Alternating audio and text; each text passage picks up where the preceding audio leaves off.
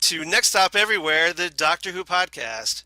I'm Charles Skaggs, and very special day in the TARDIS today because, in addition to my partner in time, Jesse Jackson, on my left as I look into the video screen, we have special guest companion Christine Peruski. I hope I'm pronouncing that right. You are. All Hello, right. everybody. Yeah, so Jesse, I'm gathering you and Christine know one another from a certain American Gods podcast, if I have that correctly. Yes, and also Game of Thrones podcast. So we have done both of those, and she actually, we are kind of excited. We may do an off-season Game of Thrones episode soon. Christine just sent a list of, someone had compiled a list of every death on Game of Thrones ranked in version of sadness, which was pretty cool. So I don't agree with all of them, but so was No, I don't either. Hodor at the top of the sadness list?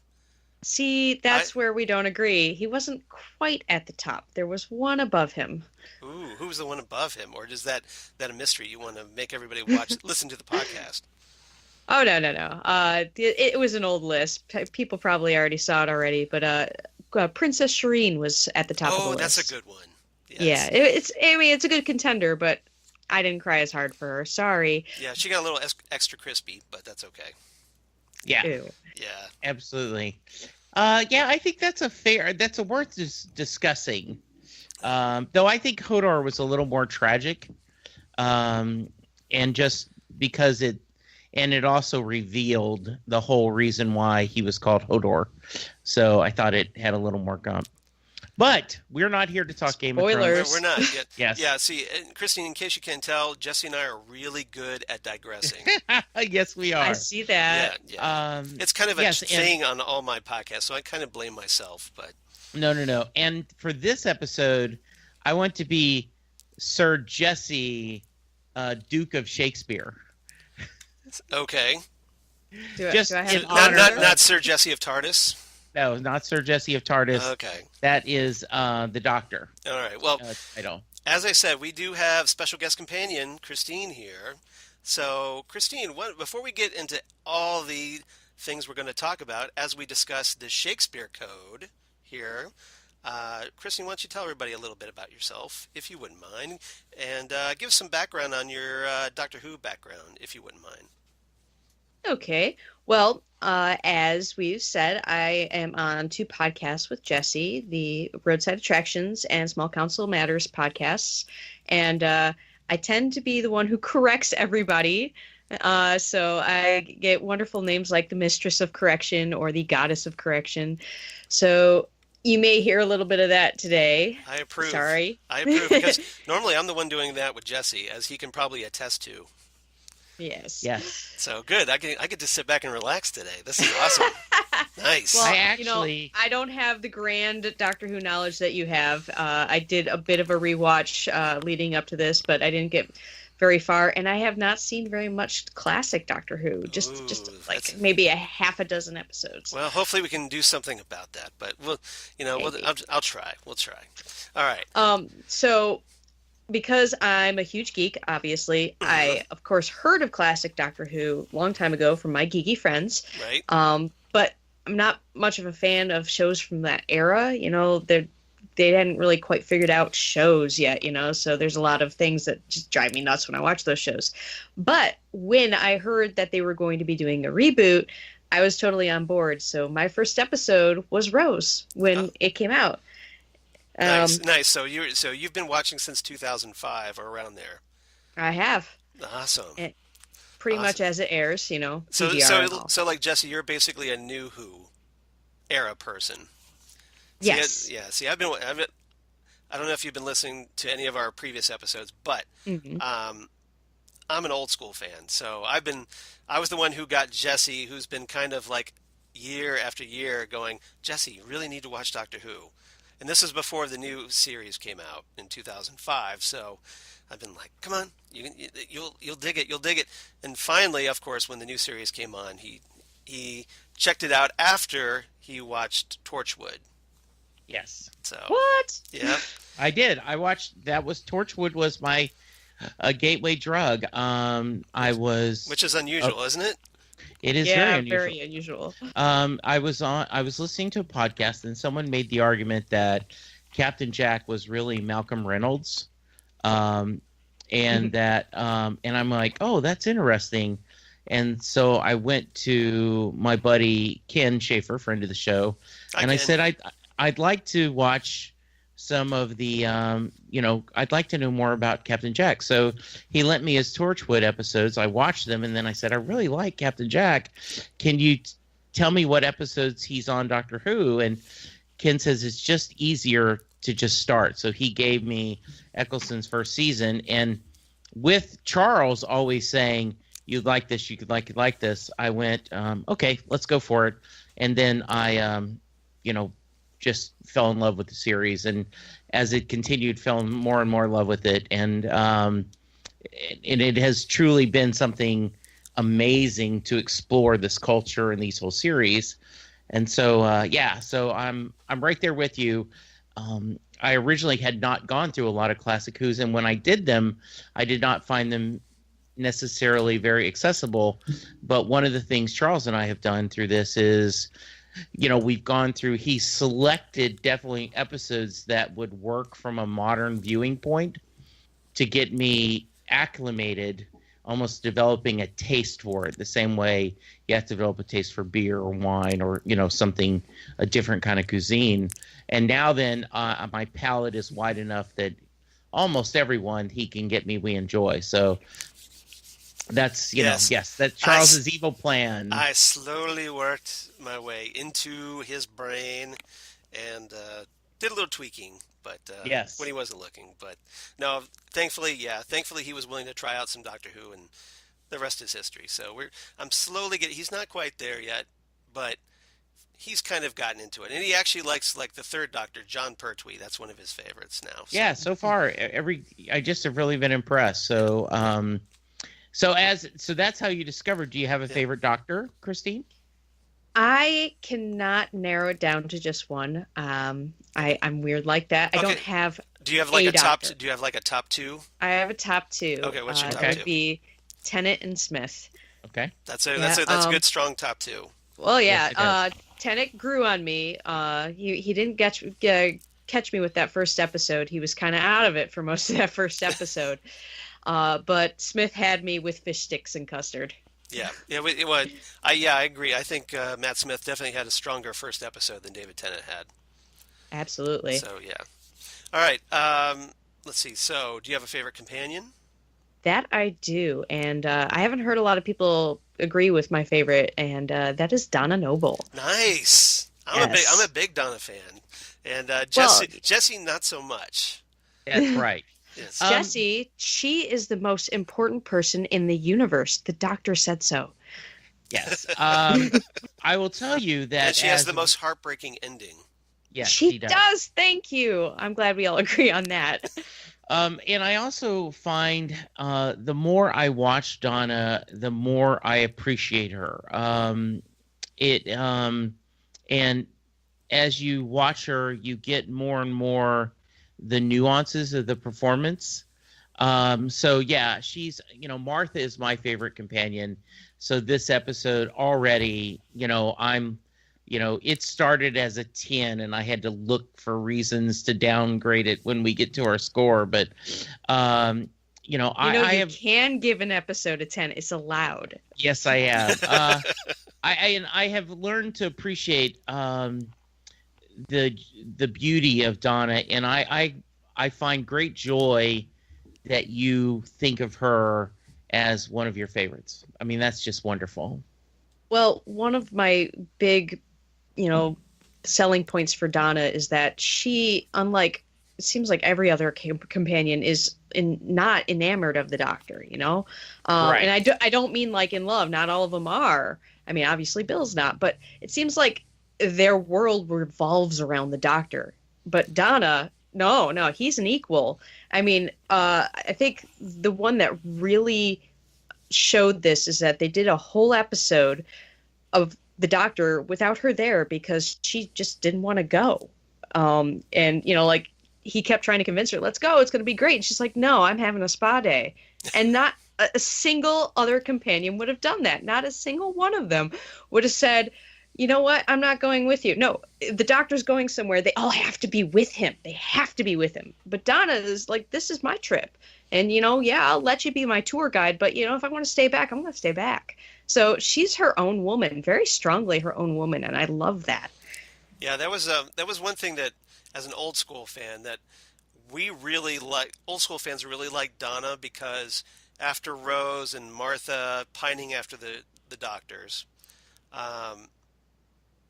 when Donna came along, she was much more of an old school companion because they weren't as romantically involved with the doctor. They were just, they were companions. They hung out. They had their own lives. They would maybe get involved with somebody else, but definitely not the doctor. They weren't just sitting there moon-eyed, looking at David Tennant's spiky hair or Matt Smith's flippy hair. And they do have wonderful hair. Yeah. Yes, they do. Yes, exactly. So, it was kind of refreshing, and I really like that about Donna, and the fact that she's very much a force of nature, and I like that about her, that she stands up for herself, and she knows what she wants, and doesn't really take. She isn't willing to just settle for the doctor calling the shots. She can call her own shots, and I respect that. And she doesn't expect him to fix everything. The first time in the fires of Pompeii, she got kidnapped and she's tied up and they're going to sacrifice her. Mm-hmm. And she's just yelling at them. She's not saying he's going to come save. She does not mention the doctor once. She just yells at them. And I loved it. Yeah, it was great. Catherine, and I was fortunate enough to meet Catherine Tate once, and got her autograph. So nice. That was great. That was great. So, and is there anyone you haven't met? Yes, there's plenty of people I haven't met, actually. So I finally got to meet my first doctor, believe it or not. I've met several. He was your first? Yeah, yes, he was my first, and that I met in person. So yes, I'm no longer a Doctor Who convention virgin in that way. Thankfully I got to meet David Tennant in person at the Wizard World Cleveland. And he's rubbing it in our faces, literally. Showing up the autograph, yes. So, yay! Yeah, I missed my chance to meet him at Wizard World Columbus last year, so I was desperate. So my wife Lori and we drove 2.5 hours, and we're up to Cleveland, and we're just like, okay, this has to happen. This is a must. And so thankfully we got to meet him. Very nice guy in person. Thankfully, he's not one of, like, when you meet your hero, sometimes you get let down. But despite, I see what you did there. Thank you. Despite the large crowd of people waiting for signatures from him, he took his time with us. He didn't try to rush us through the line, and I got to. My wife Lori got to thank him for introducing her to Doctor Who, because that's her doctor. And then, nice. And then I got to thank him for doing the Big Finish audios, coming back and reprising his role of the 10th Doctor with Billy Piper and Catherine Tate for Big Finish. So that was very cool. And then I got to say how much I'm looking forward to him in Good Omens as Crowley, which, I'm a big Neil Gaiman fan, and I loved Good Omens. I have it in the original first printing hardcover, and just nice. I've loved that book. And so once I found out they were adapting it, and it's going to be in the BBC, and then also here, I believe, on Amazon Prime. So I'm definitely looking forward to that, and I think it's great casting to have Tennant as Crowley. So, and then I got to see him and Billy Piper in a panel later, which was very fun, and that was cool. Very, very nice. Very nice. I don't know if you guys saw. It's so easy to get.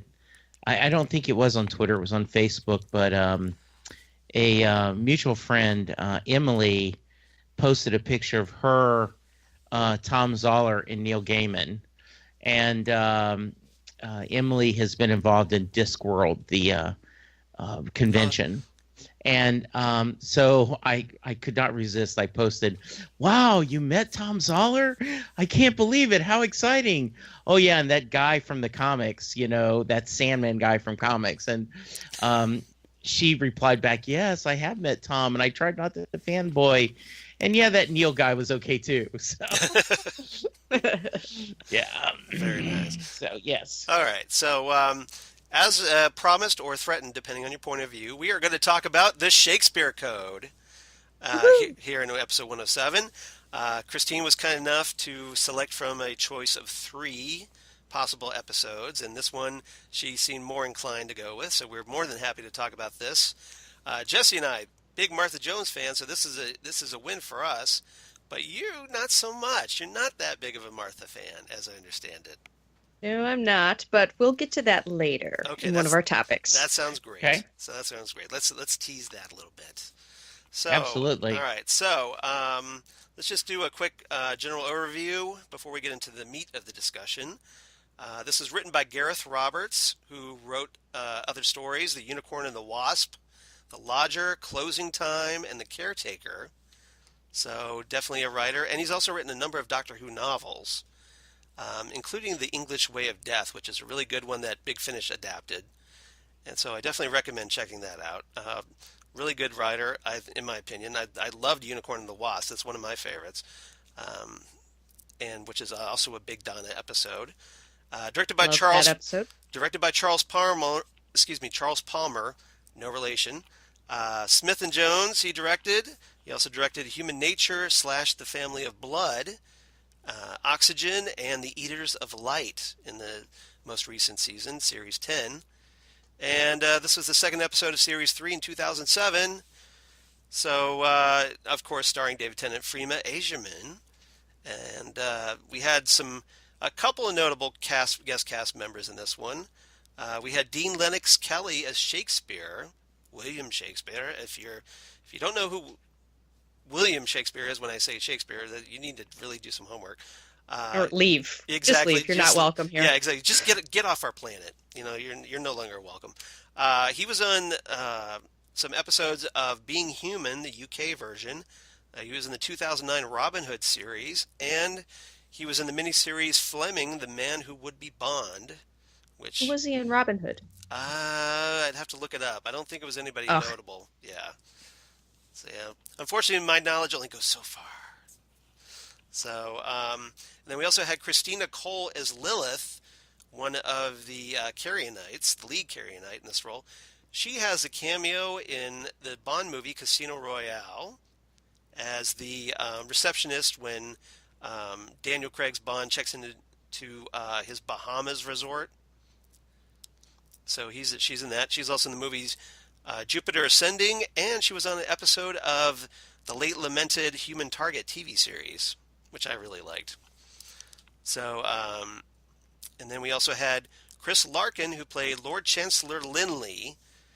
He's the guy who gets his lungs filled with water and drowns in the middle of the street. The Master of the Rebels. Yeah, exactly. So he was in the movies Valkyrie with Tom Cruise and Master and Commander, The Far Side of the World. So a few notable cast members.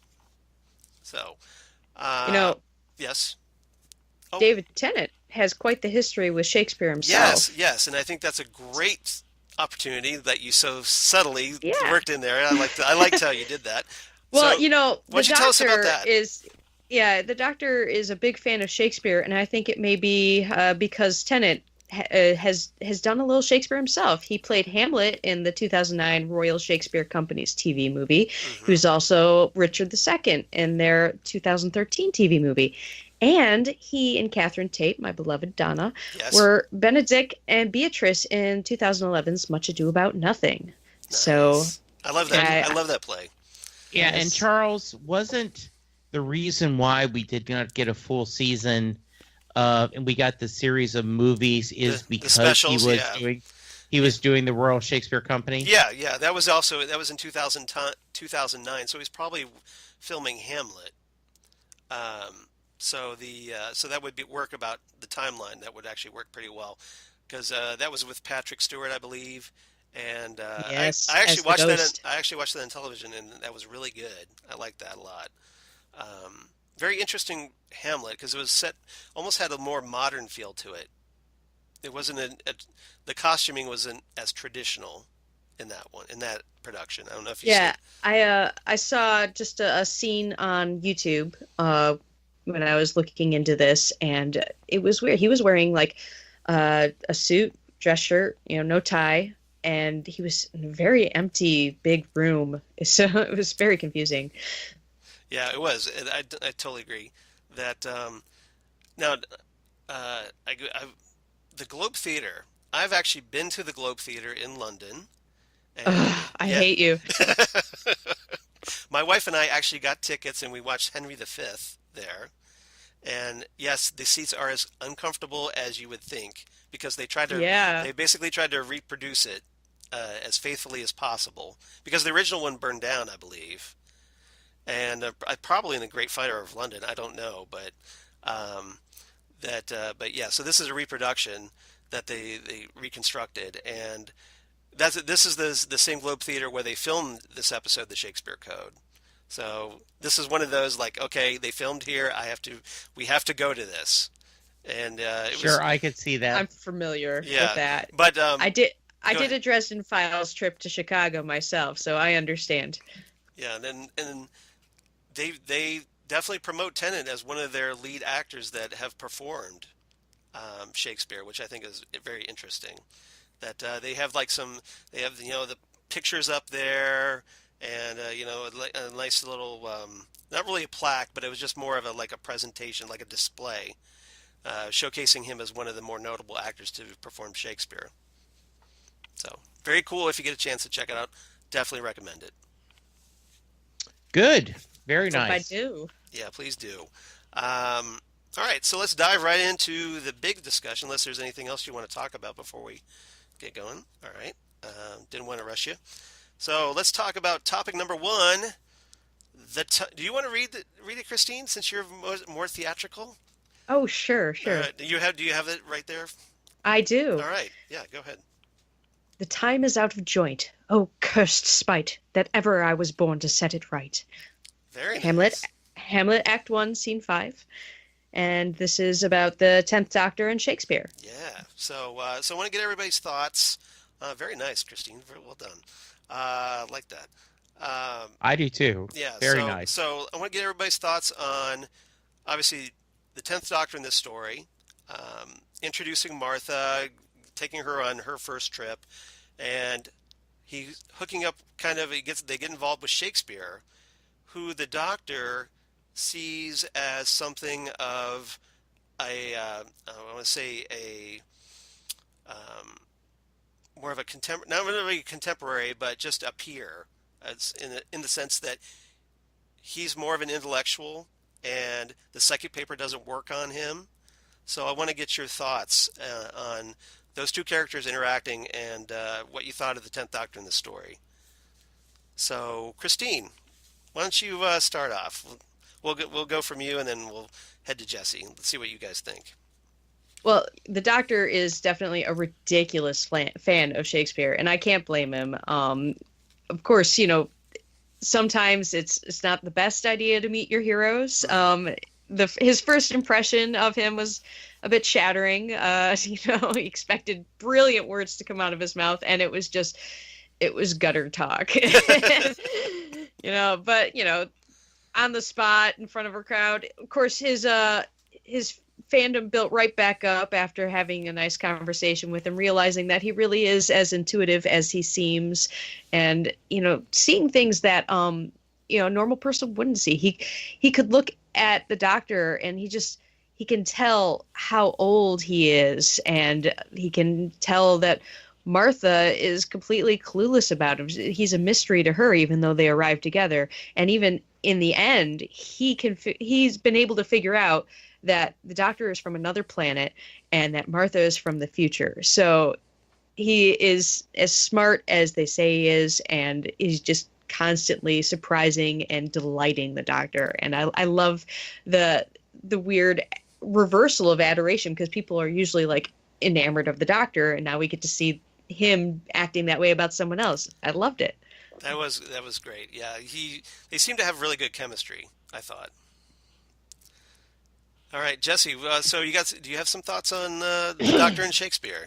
I do. I did a little research and read that Russell T Davies specifically did not want them mentioning that in the past Shakespeare has come up before, and that the Doctor has talked about helping him and writing, and so you could kind of make the argument that this was the first time they had met him, correct? Yeah, this is they've made mentions. The doctor would say, "Well, yeah, Shakespeare and I did this," and they had way back in the William Hartnell era, the first Doctor era, they had one scene where the Doctor is watching Shakespeare on what's called a time-space visualizer. So they've teased him, but they've never actually introduced him as a character until this episode. Yeah, so I thought that was great. I loved the interaction. I think it's amazing that he doesn't disappoint. He is very smart. He is very clever. I love the running gag of, "Oh, that's pretty good," as Tennant is, the Doctor is quoting him, and then later he quotes like Tennyson, and the Doctor, Shakespeare's like, "Oh," and he goes, No, that's not yours." Yeah. Which was kind of just a really sweet thing. Yeah, no plagiarism when you're time traveling. That's not exactly. That doesn't turn out well. Yeah, so I was really happy with this and that interaction. I love it when the Doctor meets someone that he respects, because the Doctor's a little bit of an arrogant No. jackass at times. Arrogant. And so how dare you? It's not arrogant when you can back it up, Jesse. Well, I know. So it is lovely to see. I'm not saying he's a jack. He's a total jack. Is that like it's not paranoia if they're actually out to get you? Exactly. Yeah. So this was just, and this was one of my. I remember watching this the first time, just loving this episode, and I was very happy to see that there was no disappointment at all. When I saw it this second time. All right, sounds good. So, I totally agree. I thought Dean Legs Kelly did a really good job as Shakespeare. He's very charismatic and charming. Has great chemistry with both Freema and David. There's even a little bit of flirting with the Doctor toward the end there, which I thought was really interesting. And I thought where the Doctor says, "Well, there's 5,000 academics threw their fists 57. 57, something like that. Yeah, 57 punch the air or something like that." And at that, so I thought that was rather interesting, and I enjoyed that. I thought it was very cheeky. And then. Obviously the nods, the little Shakespearean in-jokes. If you're a Shakespeare buff, you had to be laughing at some of these because some of them are so clever. And I thought credit to Gareth Roberts for just writing such really subtle in-jokes. Oh, I agree. Just really well done. Yep, totally agree. All right, so if we don't have anything else, let's move on to topic 2. And Christine, you want to treat us to another reading? Swift as a shadow, short as any dream. Midsummer Night's Dream, Act 1, Scene 1. Excellent. And this is about Martha's first trip and unrequited love. I want you to be on every episode and always read the topics. Yeah, just telling you. You have a great delivery. Yes, you do. So yeah. Well, I do. I've recorded an audiobook and working on a second one. I do all the female voices for these books, and it requires a lot of different voices and accents. Actually, the last chapter I recorded, I had to watch some Torchwood because I was looking for a unique sound, and I realized that Welsh is just enough different from English to make the character sound different from the other character in the chapter who is English, to make her sound different. And but similar enough that I never noticed before that Welsh accent was different until I started listening hard. Oh, it is. So I did Gwen Cooper. Oh, very nice. Nice, very nice. Yeah, she has a Good. definitely a thick brogue in that regard. That just yeah, her dialect is just very tricky at times, I think.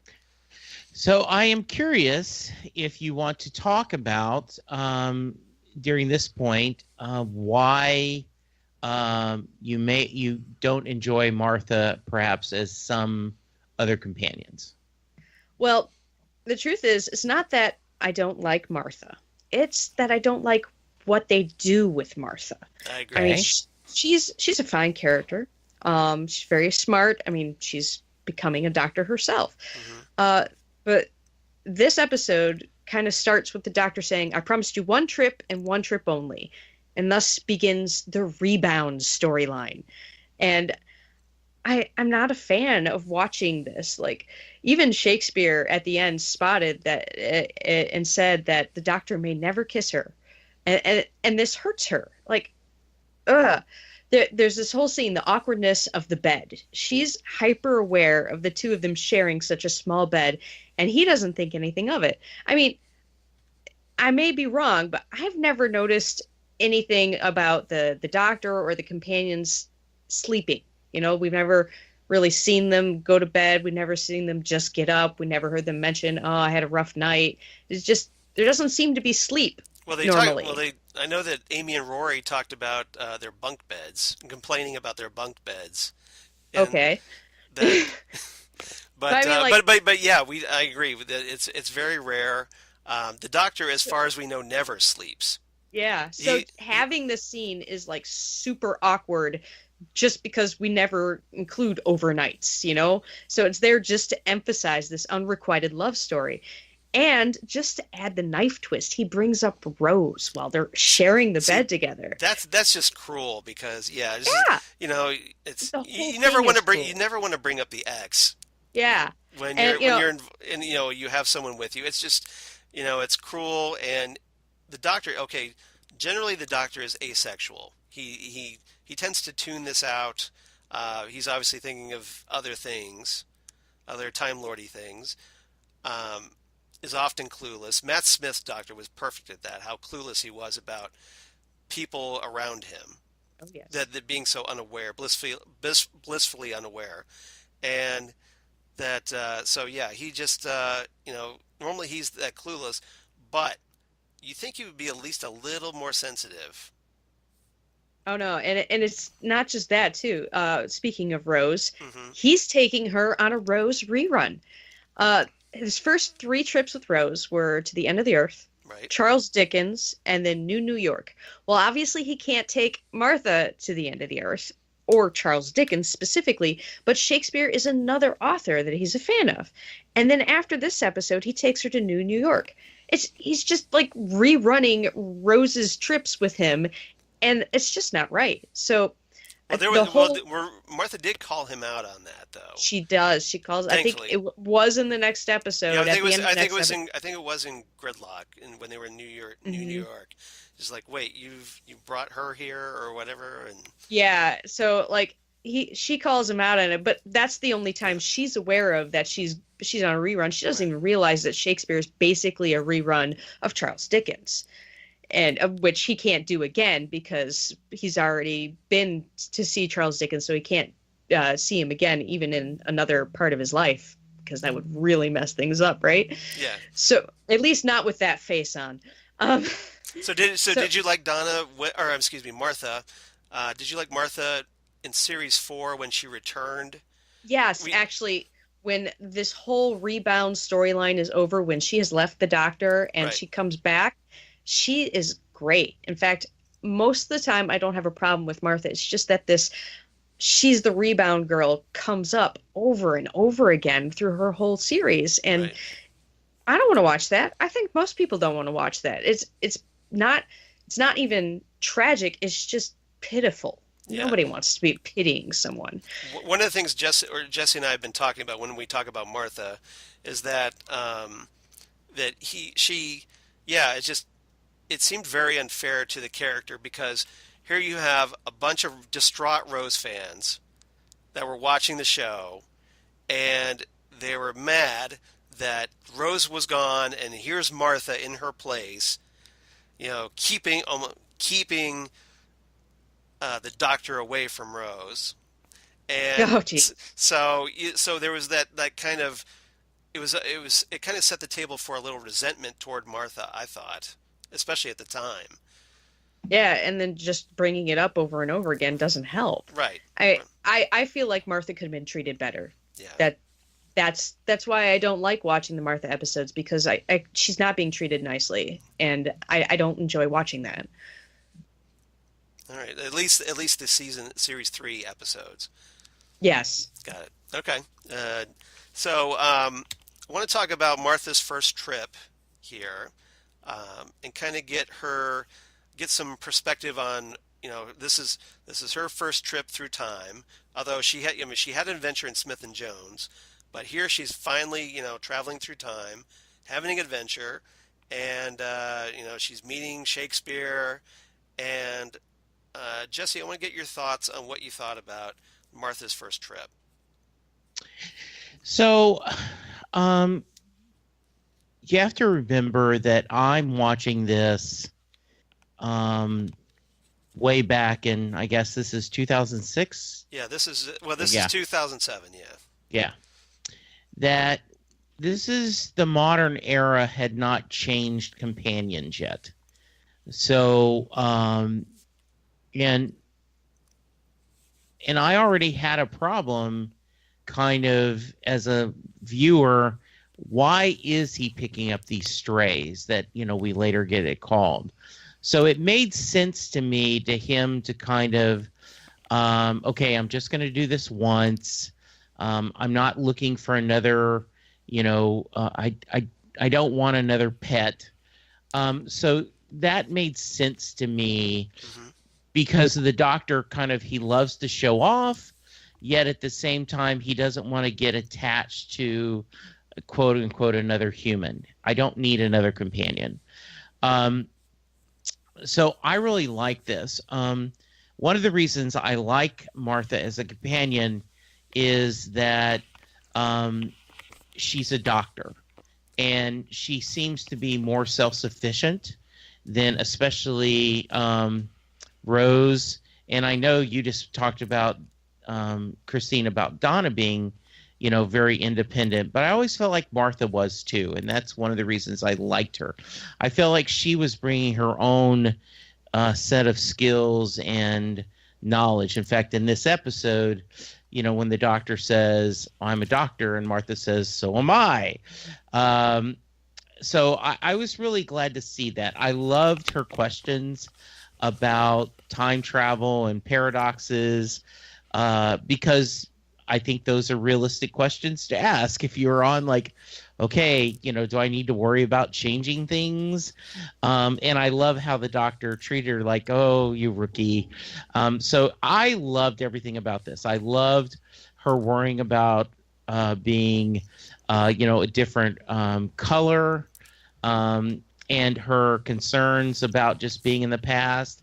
And I just am a big Martha fan, and I'm okay with the whole kind of feeling the affection she has, because I think that was the story they wanted to tell at the time, that they tried to imply that the doctor felt things about Rose, and now then because of her being gone, he's kind of pushing himself off.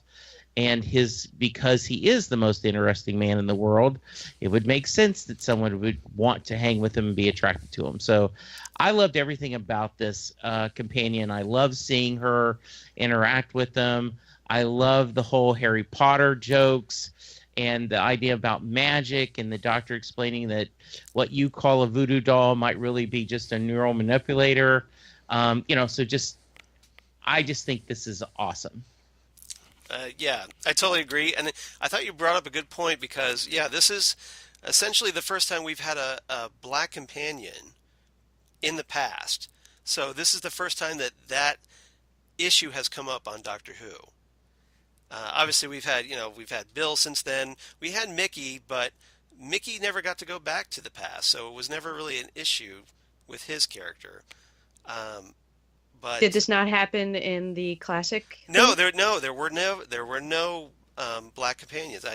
I want to say African American, but they're not Americans. Yeah, So I have to They're exactly. say, so I have not. to say It black. is. So there were no black I companions in the classic series. So this is yeah. So this is a big breakthrough for Doctor, because this was like the first black lead, co-lead, in the show with the Doctor. So something like so this had to be addressed because, yeah, you don't want, like, okay, we're traveling and then, oh, look, my companion's being carted off to be shipped off to America or wherever. It's not a good sign, so not a good thing. So and they addressed that in the Peter Capaldi era too, when they kind of do a hand wave on why there's more diverse casting hmm in the modern Who, because they said, well, history kind of cleans it up. Um, if I could put you back in the TARDIS or the Wayback Machine, Charles, it's an old as school reference Jesse likes to throw out. yes, I do. Do you? And I realize in 2007 there was not the internet presence, but what do you remember a sense of? Was this kind of matter of fact that it was a person of color being a companion, or was there a little bit of the same kind of both excitement and possibly grief that Jodie's getting as the new Doctor? Thankfully, as I remember from 2007, way back, yes. Thankfully, no, there wasn't. I mean, there was. I'm sure there was, little pockets here and there on the interwebs, but I don't remember it being that much of an issue. Okay, Thankfully, good. like it is today, which kind of is a kind of a sad commentary on how we've kind of digressed as a society. Because now it seems like, yeah, that would be a major issue that people would have problems with, which is kind of a step backward, and it's very frustrating. But yeah, so thankfully, I mean, you had concern, but thankfully, Freema was pretty well received. I think, if anything, she was more criticized for being Rose's replacement, and I'm using like the Doctor Evil quotes, replacement. Yes. That she, it's just that she was almost like the usurper to Rose's position, even though it's like, hey, Billy Piper chose to leave. It's not Freema Agyeman's fault. So get off Yeah, her back. and I think you could make a lot of before Gil and Andy, before Amy. hmm I think by far Rose was the most popular modern companion. Oh yeah, yeah, definitely. I mean, by having her come back to the 50th anniversary just shows that even more. So, okay, well, that's good. Thank you, Charles. No, you're As welcome. always, appreciate the I live to serve. divergent. I know you do. Thank you. All right. You know, maybe it was just me. Maybe I got a lot of before they even started the reboot. I heard a lot about how companions would come and go, the Doctors changed, and so when Rose was leaving, I was like, okay, whatever. Yeah. Also, I watched a lot of English shows, and that seems to be a thing over there. The cast changes a lot on a lot of British shows, and I forgot who was talking about it. Maybe it was Peter Capaldi. I don't even remember, but they were complaining about how much work being on a TV show for so many seasons is. And I'm like, what? Supernatural, 13 seasons, same actors. What are you talking about? And they do 22 episodes a season. Right. You're nuts. America has a different work ethic when it comes to, this type of thing.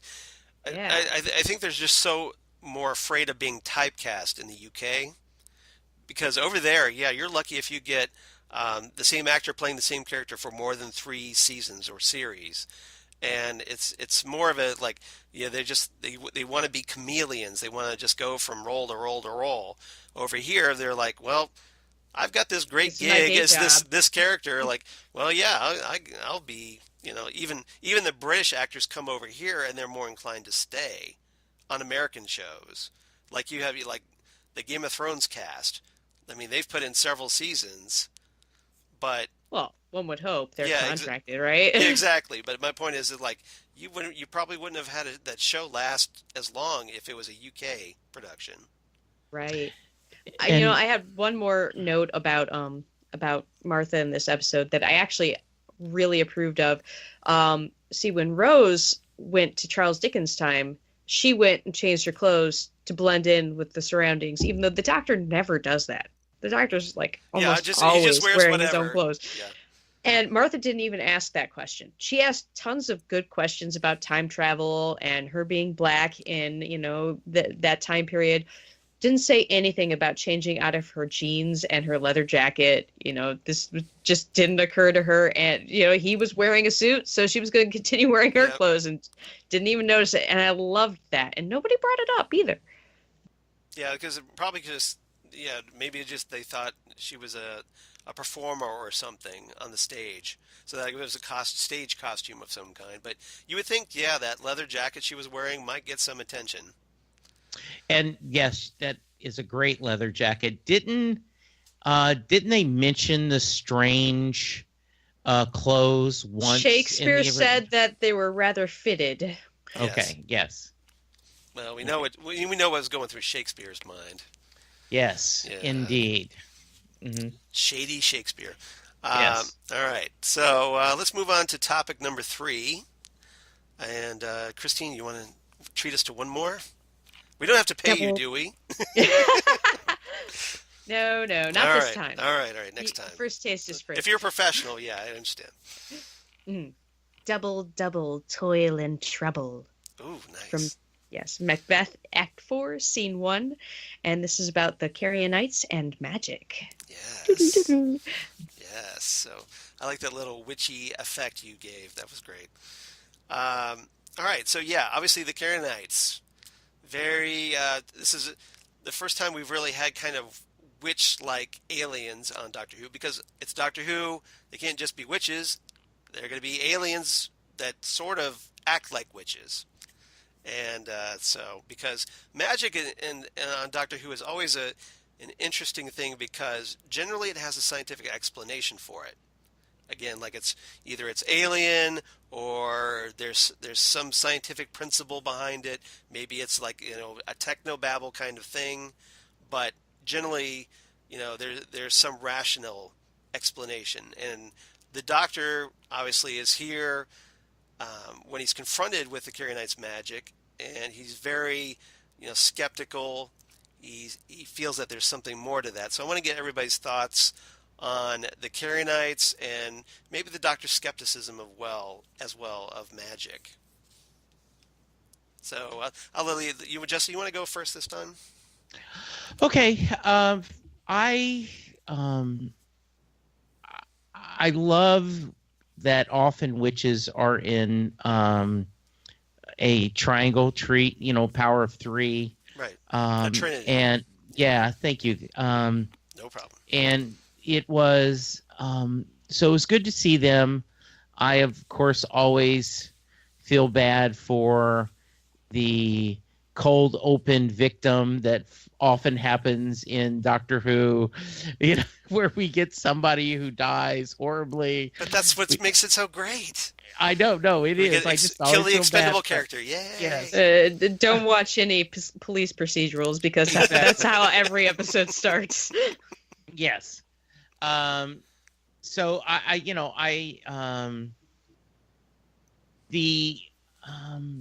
think the one of the actresses actually was in Suits.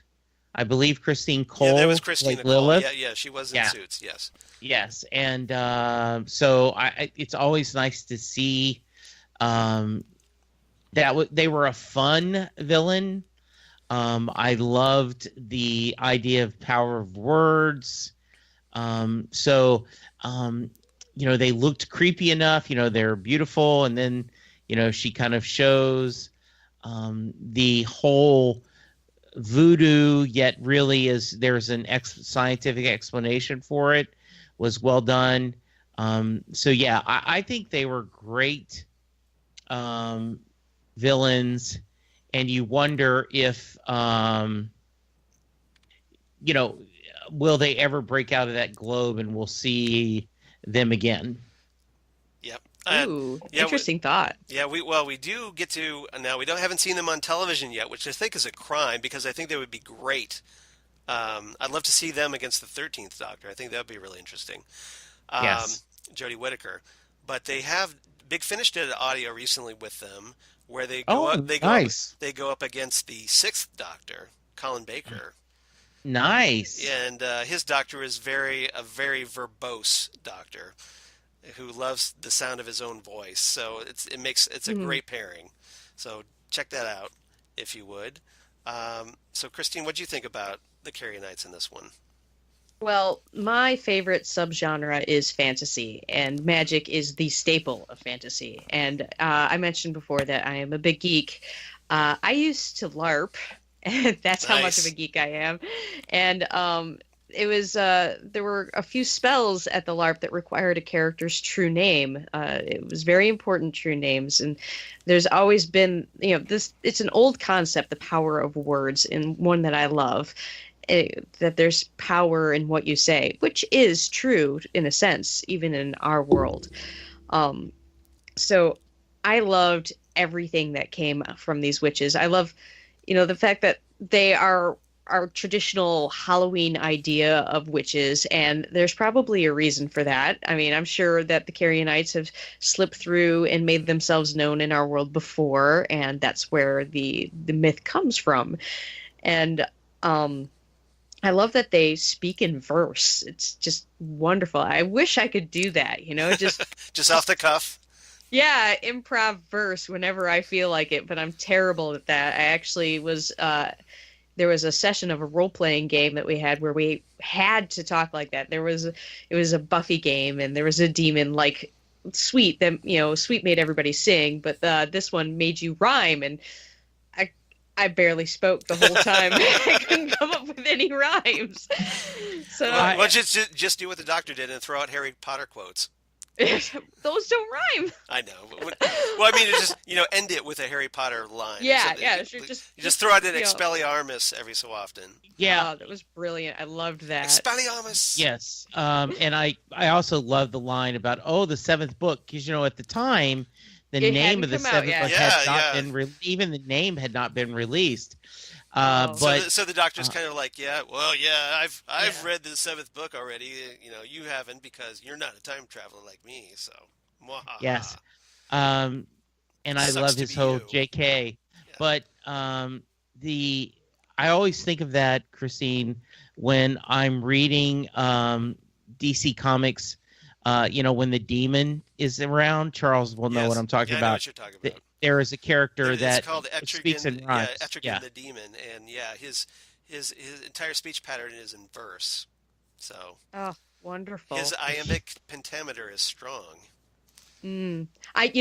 I remember the first time this episode aired, and he said that thing about, book seven. Wait until you Yeah. read book seven. Oh, I cried, and I thought, yeah, that's an easy guess to make right there. Yes, that is. Well, Yeah, of that course we're gonna cry. Half the people are gonna die. I could tell you that, and I hadn't even read it yet. So, Yeah. oh, Well, I thought with the Carrionites being essentially witches on Doctor Who, one of the reasons I chose the Macbeth quote here was because yeah, they're featured in Macbeth, and they do that toil double double toil and trouble line, and so again, this is another Shakespearean nod to have Shakespearean character villains in this episode, which I thought was a rather clever idea. well, yes. I mean, inspiration has to strike from somewhere, right? Well, yeah. You know, Well, like writer, life experience. as a writer, I know you lift where from the best where you can get it, and try to get away with it as best as possible. Mhm. And yeah, oh yeah, that was the original idea I came up with. And yeah, yeah. Oh, Jesse, I'm not sure because I didn't write it down, but I think the voodoo doll, he said it was a DNA replication module, Yes. yeah, it's Yep. something like that. Yeah, that which, I love that. Yep. or us geeks might just call it sympathetic magic. Yeah. Or a fetish doll. That Which is too. that's essentially what that was. It was a fetish Mm. doll. If you know anything about the magics, yeah. Um, so yeah, I thought they were great. Um, just love the fact that yeah they've trotted out the traditional which artifacts, like, they're flying on broomsticks and they're casting these spells and whatnot. You even have a cauldron and the whole 9 yards that they're using to view everything that's going on. And it's great because you have the Doctor who's so skeptical about magic, and it was a good juxtaposition, I thought. Magic is just technology we don't understand yet. Yep. Yep. So They say it in a lot of sci-fis. yep. Yeah. So basically, like, if we had someone from the future came back and had their technology, we might think, whoa, they've got magic because we don't understand Like it. a sonic screwdriver, Yeah, perhaps. maybe. Yep. Or it's bigger on the inside. Just a little bit. Yeah. So, all right.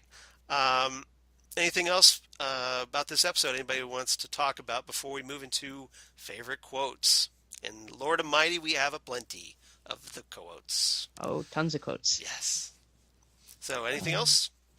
I love the idea that the weapon was words, because and very appropriate with William Shakespeare, and also with that very fits with the Doctor. Go back to, when he's in the library, the world's, we are filled by books. We have weapons all around us. So I just thought that was really well done, and a great kind of discussion. So yeah, just great pick. I'm so glad we got to talk about this one. Yeah, I am too.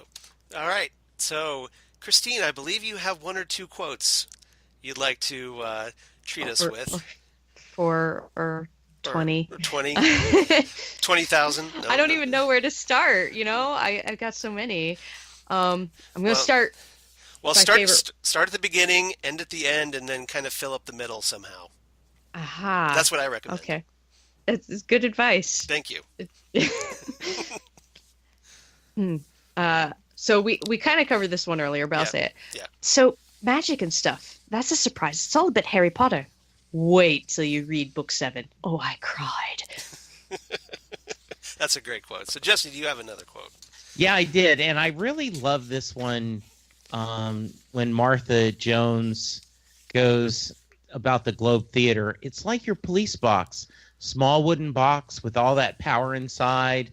And the Doctor, oh, Martha Jones, I like you, because it just shares so much about, the Doctor being impressed by her intelligence, but also, complimenting and flattering his true companion, the TARDIS. Just was, I thought, really well done. Yep. I liked I'm a big fan of the butterfly effect. So when Martha brought up the butterfly effect in this story, this is one of the things I liked. Martha says, "But are we safe? I mean, can we move around and stuff?"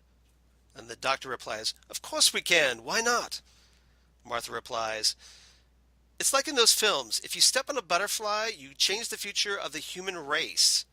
The Doctor replies, "Then don't step on any butterflies. What have butterflies ever done to you?" So, great stuff. Yeah, I do. I love that. So it's like, That was one of mine. Just don't do it.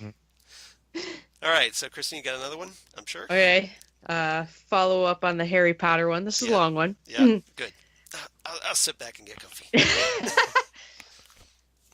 Close up this din of hateful dire decay, decomposition of your witch's plot. You thieve my brains, consider me your toy. My doting Doctor tells me I am not. Foul carrionite spectres, cease your show. Between the points, 761390, 761390. Banished like a tinker's cuss, I say to thee, Expelliarmus! Expelliarmus! Expelliarmus! Good old JK! Nice. I guess. Yay. Well Yay. done. Yes, nice long Very one, nice. but No. it made me love this episode first time through. The good old JK, that Expelliarmus was, basically disarming them. And you gotta Yeah, do that's- you have to do it in the Tennant squeaky voice. Good old Yeah. JK. Yes. I love this, because the big plot in Shakespeare in Love was that, men performed on stage, not women, during this time period. And Martha going, "Those are men dressed as women, yeah?" And the doctor, "Nothing ever changes in London."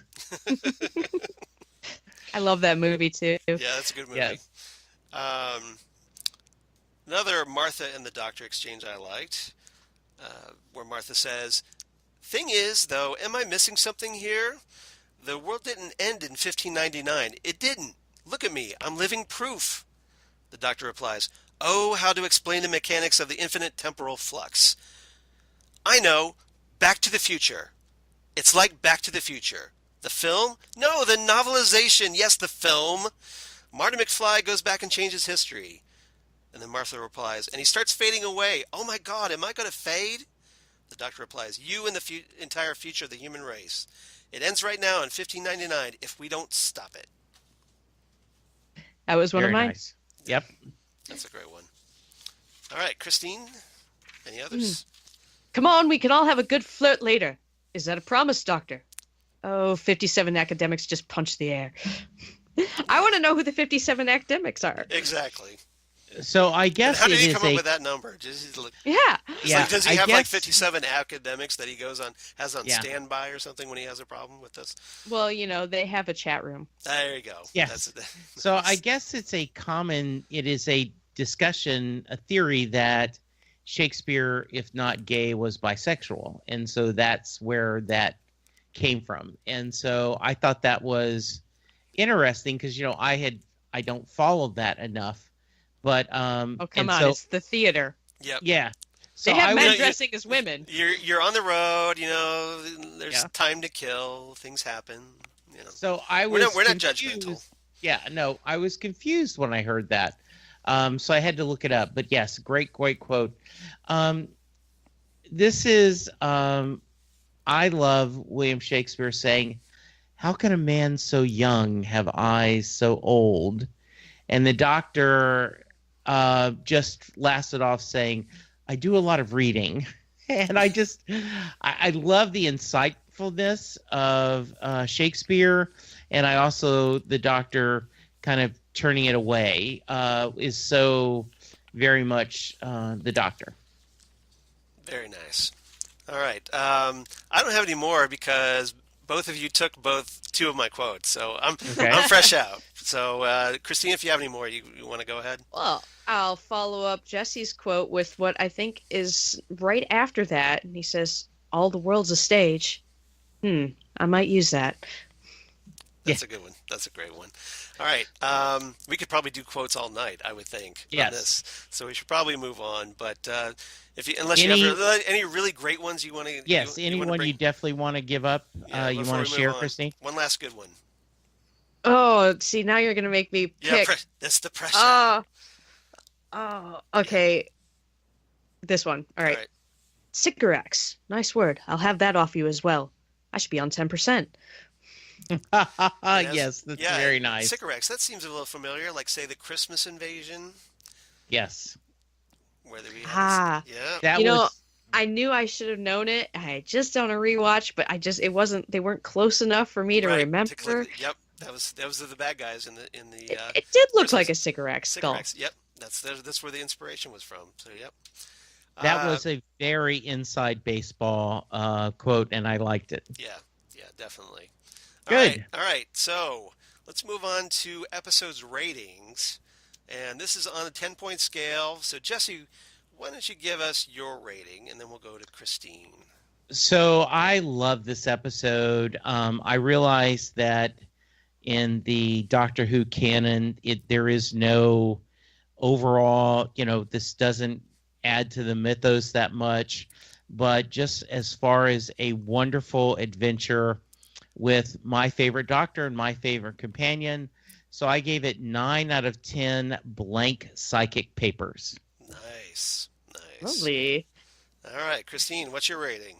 Well, I love the episode in general. I don't think most of the episodes really contribute to an overall myth arc. You know, Right. if they have an overall plot line for the season, it's usually just like a name drop, and then we move on, and then like it comes to something later. Right. So I don't look for that in my Doctor Who episodes. Which is kind of the great thing about Doctor Who, because you Yeah. can jump in at any time and start watching. Absolutely. Yep. The only problems I have with the episodes, problem I have with all of the Martha episodes, is the way that the Doctor treats her. Like, she's the rebound girl. Mm-hmm. So without that, this episode would be a 10. So Ooh. that brought the episode down to eight and a half borrowed quotes. Ooh. Oh, nice. Very nice. So, Christine, we're in sync on this one, because I also gave it 8.5. I gave it 8.5 crystal balls with Carrionites inside. Yay. That's a lot of crystal balls. Yep. Yeah, exactly. Well, you know, you can shake them up like snow globes, too. That would be great. And then the Carrionites inside are going, they're screaming. All right. So, but generally, obviously, we all like that one. So that's cool. Next on our agenda of doom, I am guessing you Yeah. have a reverse of polarity for us. Well, that would be next on the agenda of doom. Yes. We shall do that. So I'll try and get through this one quick. I know we're running long, but so I'm going to reverse the polarity back to 1982 with The Visitation. And this is the fourth serial of season 19 in 1982, written by Eric Saward. And this is a Fifth Doctor Peter Davison story. So, you know, David Tennant's father-in-law, because did the ultimate fanboy move and married into Peter Davison's family. So he inside the TARDIS in the story, Tegan, the Fifth Doctor's companion, is hoping to land back at Heathrow Airport shortly after Tegan left to join the Doctor back in her first episode in Logopolis. And the Doctor's trying to get her back to her normal time, but of course it's the TARDIS, doesn't quite go so well.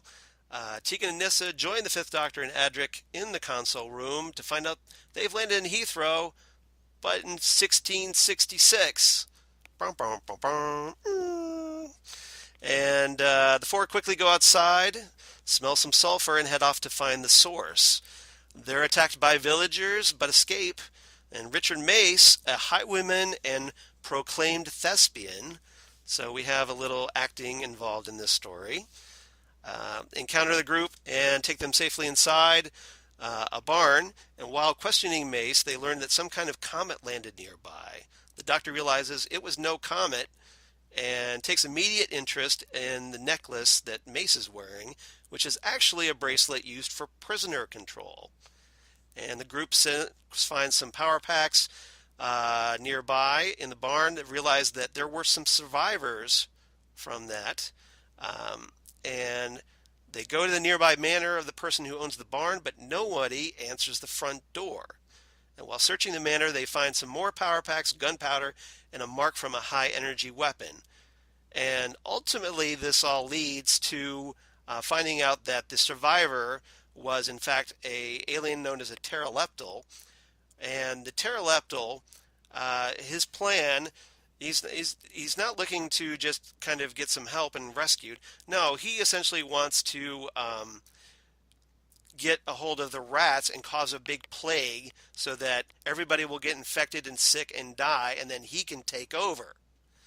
So, because that's as you do. That's as far as alien villain plans. It's all right. Not the greatest, but not the worst I've seen on this show. Maybe the grossest. It is the grossest. Yes. So the Doctor ends up, of course, confronting the pteroleptal, offers to take him off Earth, but hey, it's rejected because the pteroleptal's like, dude, I'm going to take over. I don't need to go anywhere. And he's got himself like a robot henchman, and essentially tries to kidnaps a couple of the Doctor's companions, mind controls them to do his bidding for a brief time, but the Doctor frees them, and they ultimately track the pteroleptal down in London, where the pteroleptal is about to unleash his plan, and there's a couple other pteroleptals there who kind of get the jump on the Doctor and Mace. They stop them, but the pterodactyl's leader's weapon starts to overload, detonates. The resulting explosion destroys the building and starts a raging fire. And Mace stays behind to fight the blaze as the Doctor, Tegan, Nyssa, and Adric leave in the TARDIS. And as the TARDIS disappears, it's revealed that the fire is at Pudding Lane, the location where the Great Fire of London started. So apparently the Doctor is kind of responsible for the Fire of London. Not the first fire. Well, not the only fire he was responsible for. No. So, yeah, unfortunately there's not a Shakespeare episode, but if you're kind of in the mood for something in the past that's kind of in that vague from the classic era, I definitely recommend checking this out. I enjoyed the sheer amount of times you had to say pterodactyl. Yeah, it's tricky, but you know, Absolutely. Well done, sir. It's as not always. my first rodeo. So Yeah. pterodactyl. And Hey. Davison's my doctor, so you know that's easy. So Hey, Charles. hey, do we Jesse. have feedback? I believe we do. We have some feedback from our regular listeners, Holly from Wisconsin and Paul from Australia. So, Hi, Holly. Yep. She says hi to us all the time. Oh, does she? Oh, Yes, yeah. She does. That's cool. So she's cheating on our podcast. I don't know how I feel about that. Oh, or she might be that she was with us first. American Well, Gods first. I don't think so. Okay. Either way, we love Holly, so I'm always Yes, It's a we nice do. idea. Yeah. I think she was here first. Yeah, so that's cool with me. We dig her, and we appreciate her always writing in. So Holly Mack writes, "Hello all. I forgot that I really enjoyed this episode when it first came out. The Doctor quoting lines of Shakespeare that Shakespeare hadn't written yet had me chuckling. Love the nods to J.K. Rowling. The twist on the three fates was enjoyable too. I don't blame Martha for asking the Doctor when they first land if she'll be safe in the time period they landed in. Safety first and then adventures. The rapport between the Doctor and Shakespeare was good. I'll wrap it up here. Holly from Wisconsin." So a pretty quick one, but thank you, Holly. Thank you Charles, as I'm always. I'm going to do my mistress of correction thing, and it is pronounced rolling, like bowling. Oh, I thought it was Rowling. Oh, okay. No, it's a Rowling, common mistake amongst Americans. I don't know why, because we have this word called bowling I that know. seems to be a Well, very well, American thing. Unfortunately, we also have this word called howling, which is kind of also in the same. yeah, Yeah, but- even though but even though Ours letters- look more like B's than they do H's. I know. I agree. But I listened to a few Harry Potter podcasts, and one of them actually had her on there, and they've continued I'm to sure use it's her. Rowling, yeah. Yeah, they continue to use her introduction all the time, and she says, "My name is J.K. Rowling," and so it's ingrained in my head how it's pronounced. Well, So I that's appreciate you all of setting me these straight. listeners, yeah, all of these listeners are now going to pronounce her name correctly. I'm going to spread it across America. Good for Nice. you. There you go. There you go. Thank you, Holly, for your email. It's nice to hear from you. You're right, safety first. Exactly. I enjoyed that opening conversation Martha had before really getting into the past. All right, Jesse, do you have Paul's handy? I do not. Oh, well, I guess I'm reading that one as well. All right. Yes. We're so professional here. All right. So Paul from Australia writes in, "Hi, Charles and Jesse. I really like this episode." A lot of that going around. "It's always fun to see new companions' reaction to traveling with the Doctor, and Martha is no exception. Even though she is almost hit by a bucket of waste," that's a kind word for that, "on arrival in London 1599. He quotes, "I've seen worse at work," she says. "She is full of such joy and questions about the cause and effect of time travel, which I suppose you would have in her shoes. Always fun to see companions trying to wrap their heads around the wonders they see. I always like that the Doctor used the Back to the Future movies as a way of explaining time travel consequences." Well, that's more for the audience, so we don't get lost, or at least people that aren't time travel buffs like yours truly don't get lost. So, but it always helps. As for the story itself, it's great fun if you are a Shakespeare fan, with lots of in-jokes such as Shakespeare flirting with the Doctor and the Doctor says 57 academics just punched the air. Very funny. Also, Martha trying to talk Shakespeare when she first meets him, and the Doctor going, "No, no, no." Love it. So, Did you like that moment as well? I did. I was going to say Verily, that. Yeah, forsooth, egads. No, I stop. love, Just stop. Just stop. it's something that happens all the time, but I love when they do that. Like, no, Yeah. just shaking It their head. happens. It No, no. actually, it's once with each of Tennant's companions. I think Rose tried to do a Scottish accent when Right. they met Queen Victoria, Mm-hmm. and then there was Martha trying to speak Shakespearean, and Donna. Oh, what did she say? I forgot what Donna's was, but she did one too. Um, all I can think of is when she I think it tried. was when she was like trying to speak Roman. Or No, no, no. That one he encouraged because he actually had no clue what would happen if she actually spoke the language right. when it was translating automatically, which was interesting because it came out Celtic to them. Yeah. Yeah, I'm not sure about it either, but I'm sure. Yeah, I can I think. I know think she did. Oh, I think it was when they met Agatha Christie, another author. right. And she tried to be like trio pip pip or something like that. Well, see, that would make sense because Gareth Roberts also wrote that episode, so he probably recycled the Mm, gag for yeah. because he wrote it. Yeah, that makes sense. All right, so Paul continues. I like the Carrier Knights as the villains and the use of words as their way of unlocking the tide of blood. Such a modern take on witches mythology. Overall, this was a fun episode, an episode that shows the Doctor still pining for Rose. Poor Martha, I know, right? I love the ending with Queen Elizabeth I. That will be explained years later. Oh, we didn't talk about that, did we? Hope you enjoyed this story too. Kindest regards, Paul. P.S. Who are the Eternals that are mentioned? Have we heard of them before? If so, where? It rings a bell. And PSS, once again, I look forward to hearing where we are going next. So, the Eternals. I thought I wrote down the notes of this. Probably didn't. I don't recall heing the Well, I think Eternals. it's from the original series. So No, I that. mean I don't recall hearing it mentioned. I think it was. Um, I, I want to say it was when the Doctor was basically threatening the Carrionites, and he's bringing up some references. I think. see, I'll have to rewatch for the fifth time. Gee darn. So, yeah. Oh no, I have to watch David Tennant again. Oh darn. But Oh dear me, what yeah. shall I do? All right, Paul. I'm gonna have to look that one up because I forgot to put it in here because Charles, you fail. I did. Dun, dun, dun, dun, yeah.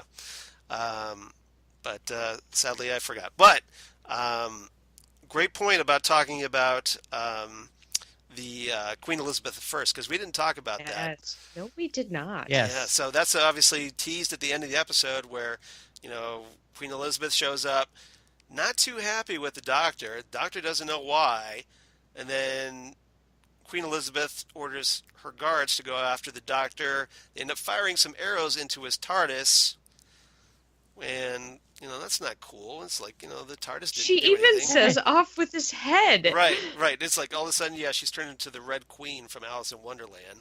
Is that a thing? Are we doing that now? Apparently.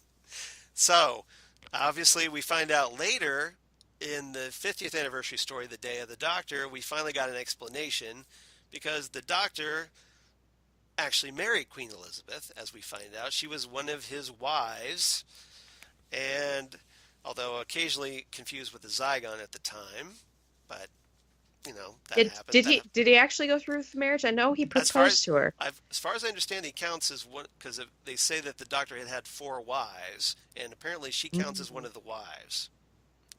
And remember, we later get the on the giant whale episode, right, where Oh, we the Beast where Below? like where they go, oh, Virgin Queen, not so much, so they talk about that. Yes. Yes. So that was good. Um, let's see what else.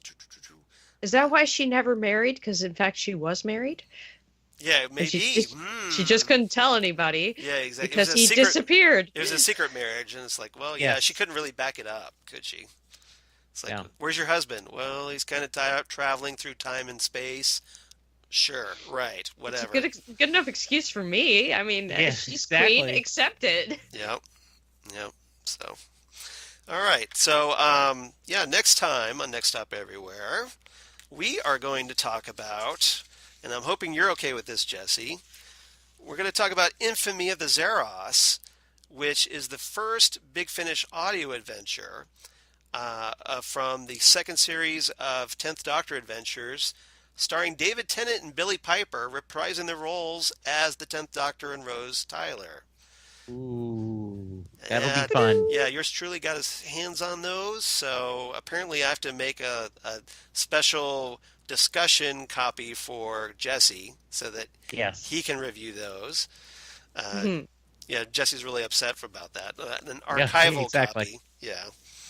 But yeah, so, and especially after meeting Tennant, I was just like, well, yeah, this is perfect timing. So, we're going to talk some more Tennant, if you're okay with that, Jesse.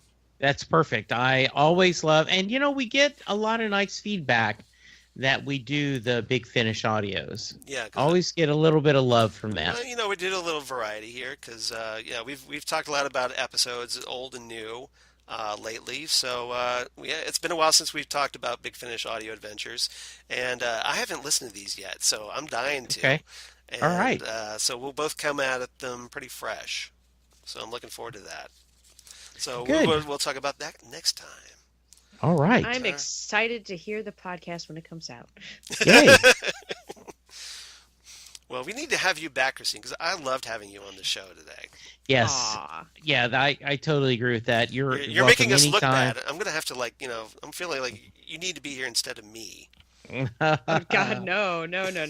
You know way more about this than I do. And you know what? We'll wait to hear what the listeners have to say about this. There you go. Okay, Yeah. there you go, listeners. There you go. Well, Charles. Thumbs up or If thumbs someone down? wa- Should we- Yes, if someone wants to tell us how wonderful Yes. Christine is, how could they? Well, there's a way to do that, of course. You can reach us at Next Stop Everywhere SMG. Don't forget the SMG because it's not long enough. At gmail.com. And you can email us there just like Holly and Paul did. So we obviously will definitely get that. And we will read your letters on the podcast. So exciting, I know.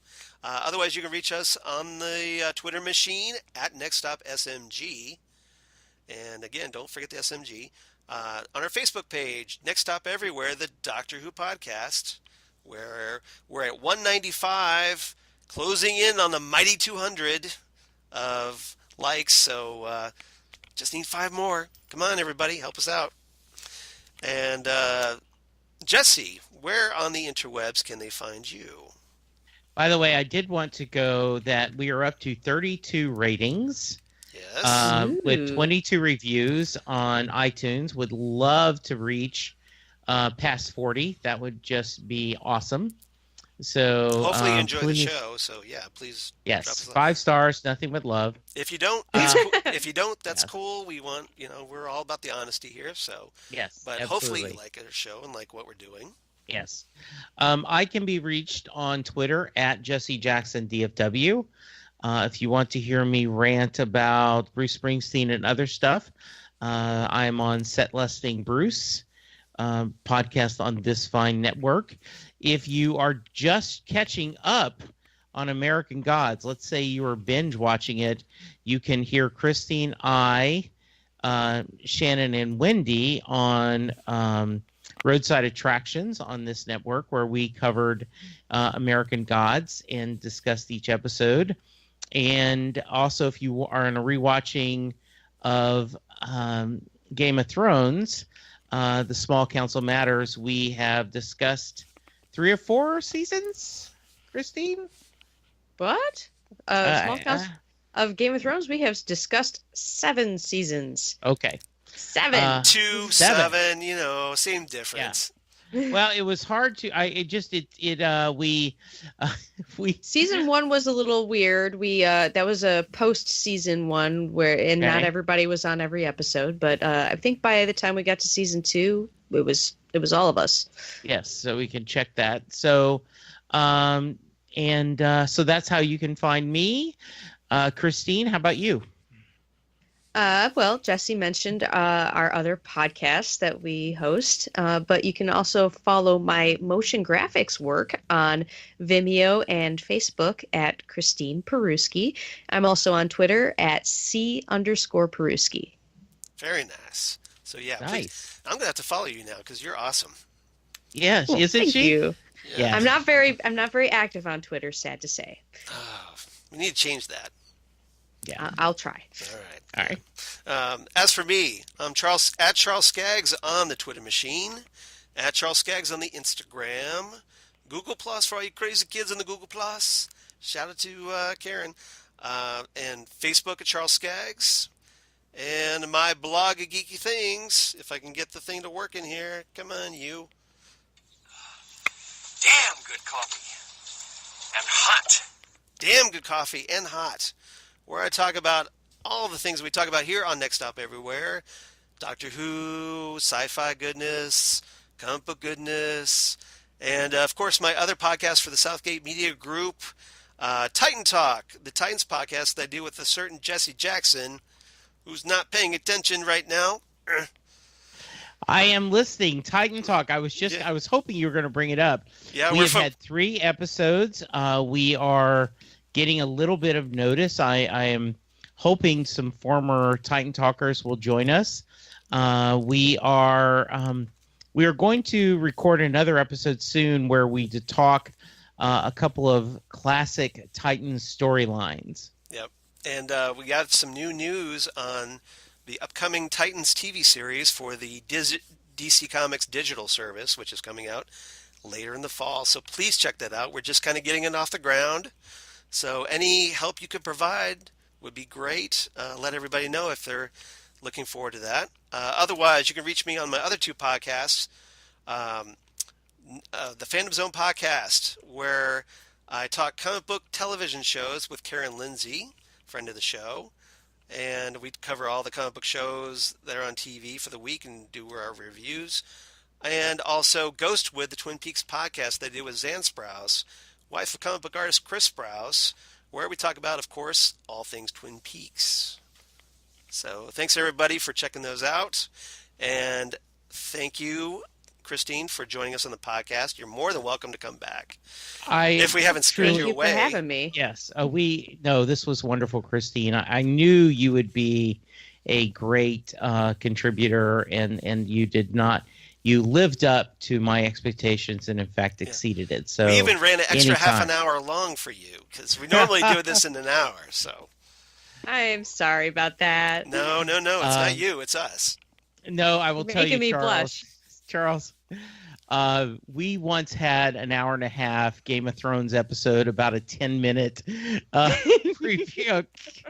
preview. It's like, how could we talk an hour and a half about a 10-minute teaser? But so yes, I think Christine and I will take it this time, right? Yeah. Yeah. And I now want, whether you're going to join us or not, we should email you the topics and you could record it and send it to us so we can insert it, because that just was Okay. wonderful. Okay. Well, remember that I'll we have be to pay. happy We have to. to pay her. She's a professional. Yes, she is. We have to, Yeah. we have to get slip her a few. Yes. Oh, Any you know what? final? Yes. Yeah, one more shameless plug. She got to 'cause, get you- paid, yo. Yeah, you brought up the professional, only semi-professional. I have recorded an audiobook, the female voices for the audiobook, and that is a steampunk novel called Tales of the Airship Neverland. Ooh. And yes, the audiobook's out there for purchase, as well as the book itself. And I think you can get that on Audible. And we are currently working on the prequel, which is called Fairy Dust Never Rusts. Ooh. That's a good title. That's a really good title. I like that. Nice. All right, definitely have to check that out. So Yes. Okay. Please do. all right. So thanks everybody for listening. And I have Jesse, do two we have a quotes. quote? All right, I have 2 quotes. hit me. One, because as we were discussing this, Christine said that she was glad there were no song lyrics, so she didn't have to sing. So therefore, I had to pull out Einstein and Shakespeare sitting having a beer. Einstein trying to figure out the number that adds to this. Shakespeare says, man, it all starts with a kiss. Einstein is scratching numbers on his napkin. Shakespeare said, man, it's just 1 and 1 makes 3, and that's why it's poetry. And what's Bruce Springsteen's song is that from? Frankie Fell in Love. Ah, okay. Yes. All right. So I thought, perfect. But not that I know you or anything. Yes. All right. You wanted advice, you said? I never give it. Never. But I might just say this to you. Always search for truth.